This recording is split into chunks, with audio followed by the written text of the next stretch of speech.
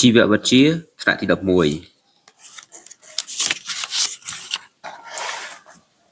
ជំពូក1កោសិកា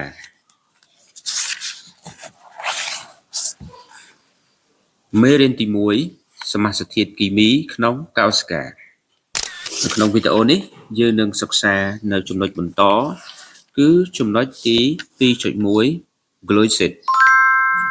បាទដូច្នេះយើងនឹងបន្តយកខ្លឹមសារជាភាសាអង់គ្លេសយកមកសិក្សាទាក់ទងនឹងមុខវិជ្ជាជីវវិទ្យាថ្នាក់ទី11អូខេមេរៀនចំណុចបន្ទាប់គឺ 2.1 នេះសិក្សាអំពី glycid តែនៅទីនេះគឺយើងមានពាក្យថា carbohydrate ជាបកថាកាបូអ៊ីដ្រាតឬក៏ទៅតាមខ្លឹមសារចាស់គឺយើងមានពាក្យថា glycid ចឹងដូចគ្នាទេណាអាចប្រើប្រាស់បានដូចគ្នា carbohydrates កាបូអ៊ីដ្រាតនិយមន័យ carbohydrates are organic compounds composed of carbon, hydrogen and oxygen usually in the ratio 1:1 CH2O. They are the main source of energy for the body. ចឹងនិយមន័យនៅទីនេះគឺគេឲ្យនិយមន័យថាកាបូអ៊ីដ្រាតណាកាបូអ៊ីដ្រាតឬក៏ glycid ហ្នឹងគឺជាសមាសធាតុសរីរាង្គ organic compounds សមាសធាតុសរីរាង្គ composed of carbon បង្កឡើងពីកាបូន hydrogen and oxygen និង oxygen usually in the ratio 1:1 មានសមាមាត្រប្រហែល1:1ម្ដងទៀតណា glycid ឬកាបូអ៊ីដ្រាតជាសមាសធាតុសរីរាង្គ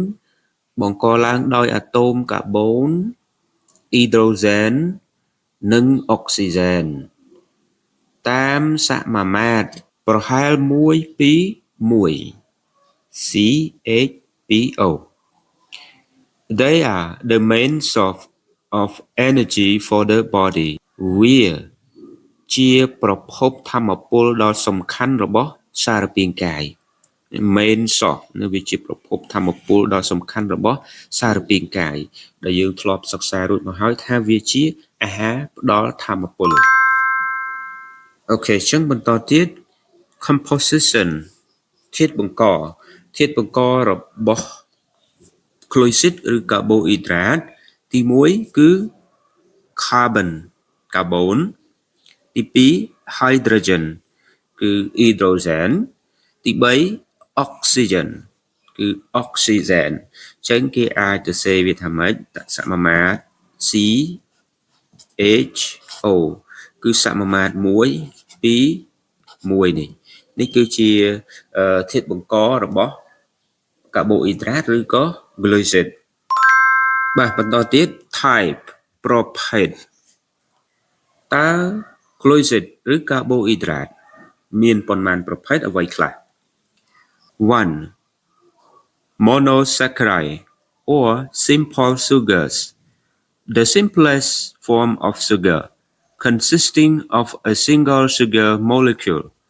Example, glucose, fructose, galactose.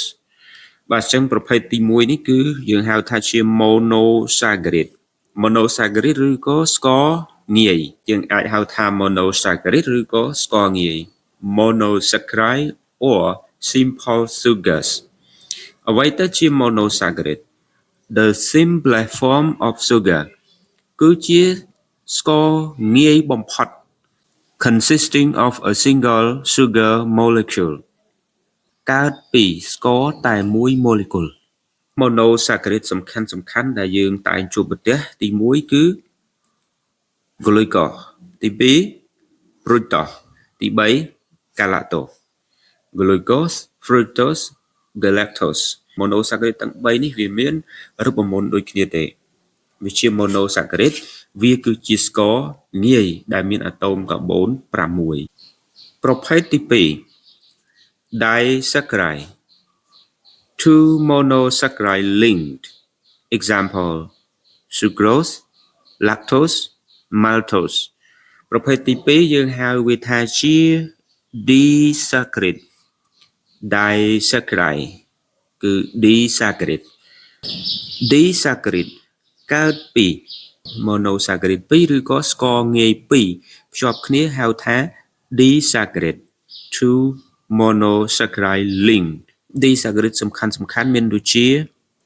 sucrose lactose ហើយនិង maltose អញ្ចឹង disaccharide គឺ monosaccharide 2ភ្ជាប់គ្នានឹងគឺភ្ជាប់ដោយសម្ព័ន្ធglycosidic ប្រភេទទី3 polysaccharides many monosaccharides linked example starch glycogen cellulose chitin អញ្ចឹងប្រភេទទី3នេះយើងឲ្យឈ្មោះថា polysaccharide មានន័យថា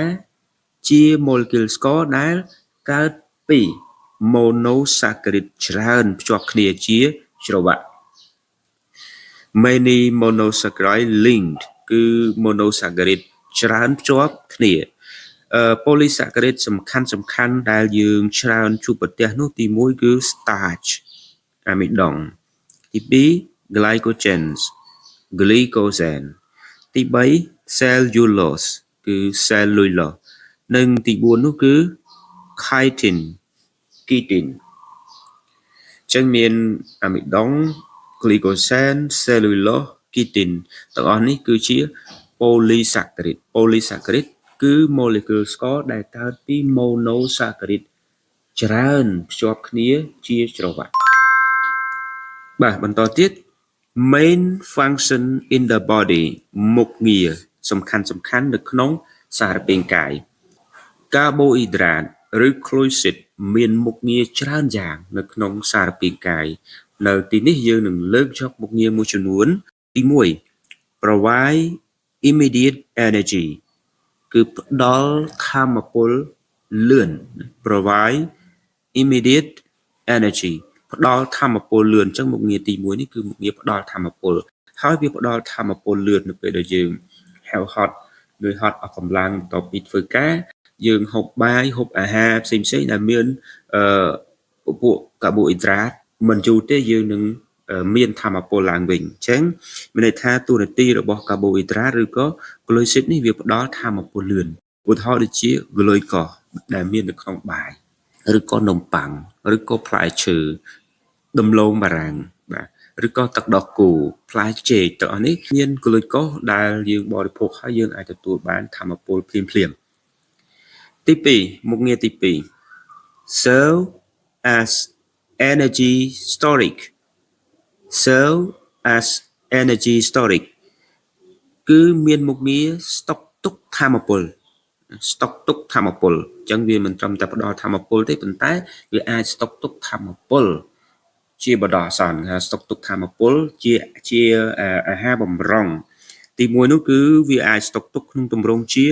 glycogen នៅក្នុងថ្លើមឬក៏នៅក្នុងសាច់ដុំអញ្ចឹងចំពោះមនុស្សចំពោះសត្វកាបូអ៊ីដ្រាតស្តុកទុកថាមពលក្នុងទម្រង់ជា glycogen ដែលស្តុកទុកនៅក្នុងថ្លើមឬក៏នៅក្នុងសាច់ដុំមួយទៀតនោះគឺអាមីដុងចំពោះរុក្ខជាតិវាស្តុកទុកថាមពលឬក៏អាហារបម្រុងរបស់វានឹងក្នុងទម្រង់ជាអាមីដុងមុខងារទី3 form structural component cellulose in plants chitin in animal ចឹងមុខងារទី3នេះគឺជាសមាសភាពបង្កនៃរូបគុំឬក៏នៃកោសិការបស់សារពាង្គកាយដូចជា cellulose ចឹង cellulose គឺជាធាតុបង្កនៃភ្នាសគ្រោងរបស់កោសិការុក្ខជាតិរីឯchitin គឺ chitin នេះគឺជាសមាសភាពបង្កនៃគ្រោងឆ្អឹងក្រៅរបស់សត្វដូចជាពពួកសត្វល្អិតឬក៏ពពួកសត្វបិសាចហើយចំពោះមនុស្សយើងក៏មាន chitin នេះដែរមុខងារទី4 participate in cell recognition and signaling example glycoprotein ចឹងមុខងារទី4នេះគឺវាចូលរួមនៅក្នុងការទទួលស្គាល់កោសិកាក៏ដូចជាការផ្ដល់សញ្ញាគេថាមុខងារនៅក្នុងមុខងារជាធ្មួលវិញ្ញាណគឺសម្រាប់ការទទួលស្គាល់កោសិកាគឺវាអាចត្រួតពិនិត្យនៅសារធាតុដែលត្រូវចេញចូលទៅក្នុងកោសិកាហើយវាអាចផ្ដល់សញ្ញាទៅកាន់មជ្ឈមណ្ឌលត្រួតពិនិត្យចឹងនេះតួនាទីរបស់វាគឺមានមុខងារជាធ្មួលវិញ្ញាណសម្រាប់ទទួលស្គាល់និងសម្រាប់ផ្ដល់សារបញ្ជូនសារឬក៏ផ្ដល់សញ្ញាឧទាហរណ៍ដូចជា glycoprotein ដែលមាននៅក្នុងភ្នាសកោសិកាបាទចឹងម្ដងទៀតតកតងនឹងមុខងារសំខាន់របស់កាបូអ៊ីដ្រាតឬក៏ glucid នៅក្នុងសារពាង្គកាយទី1នេះគឺមុខងារផ្ដល់ថាមពលលឿនដូចជា glucose បាទទី2មុខងារស្តុកទុកថាមពលដូចជា glycogen ស្តុកទុកក្នុងកោសិកាសាច់ដុំឬក៏ថ្លើមអាមីដុងស្តុកទុកនៅក្នុងរុក្ខជាតិទី3មុខងារជាសមាសភាគបង្កនៃរូបគុម្ពកោសិកាដូចជា cellulose បង្កជាផ្ទះគ្រោងកោសិការុក្ខជាតិ Kitin ជាគ្រោងឆ្អឹងក្រៅរបស់សត្វល្អិតឬសរីរាង្គមួយចំនួនរបស់សត្វទី4មុខងារទទួលស្គាល់ឬយើងហៅថាជាធ្មួលកោសិកានិងជាអ្នកផ្ដល់ព័ត៌មានបាទឥឡូវនេះយើងនឹងធ្វើការប្រៀបធៀបគ្នារវាងglucid ទាំង3ក្រុមហ្នឹងគឺមាន monosaccharide, disaccharide និង polysaccharide ដែលយើងប្រៀបធៀបទៅលើតម្រងទៅលើមុខងារឧទាហរណ៍ក៏ដូចជាប្រភពរបស់វានៅក្នុងអាហារអញ្ចឹងទី1នេះ monosaccharide តម្រងរបស់វា single sugar molecule វាកើតពីស្ករតែមួយ molecule វាមានរូបមន្ត C6H12O6 function in body តួនាទីនៅក្នុងសារពាង្គកាយផ្ដល់ថាមពលលឿន building block for disaccharide and polysaccharide monosaccharide ក្រៅពីមុខងារផ្ដល់ថាមពលលឿនហើយវាជាឯកតាបង្កសម្រាប់បង្កើតទៅជា disaccharide ហើយនិង polysaccharide monosaccharide សំខាន់មានដូចជា glucose, fructose និង galactose monosaccharide មានប្រភពពីអាហារដូចជាផ្លែឈើទឹកឃ្មុំទឹកដោះគោទី2ប្រភេទទី2គឺ disaccharide តម្រងរបស់ disaccharide កើតពី monosaccharide 2ភ្ជាប់គ្នាដោយសម្ព័ន្ធ glycosidic monosaccharide 2ភ្ជាប់គ្នាគេហៅវាថាជា disaccharide តួនាទីរបស់ disaccharide នៅក្នុងសារពាង្គកាយ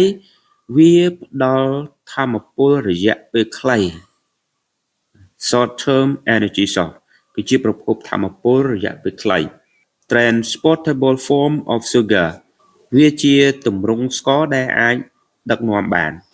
transportable form of sugar គឺជាទម្រង់ស្ករដែលអាចដឹកជញ្ជូនបាន disaccharide សំខាន់នៅក្នុងសារពាង្គកាយដែលយើងច្រើនជួបប្រទះទី1នោះគឺ sucrose នឹងកើតមកពីការផ្សំបញ្ចូលគ្នារវាង glucose និង fructose glucose និង fructose គឺជា monosaccharide 2ភ្ជាប់គ្នាទៅគឺ glucose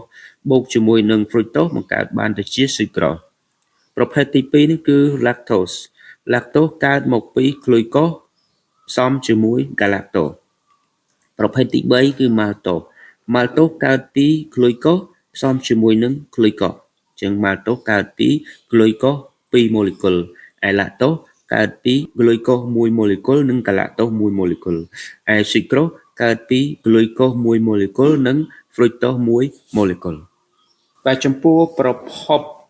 នៃ disaccharide នៅក្នុងអាហារ disaccharide មានប្រភពនៅក្នុងស្ករពពួកស្ករអំពៅនេះ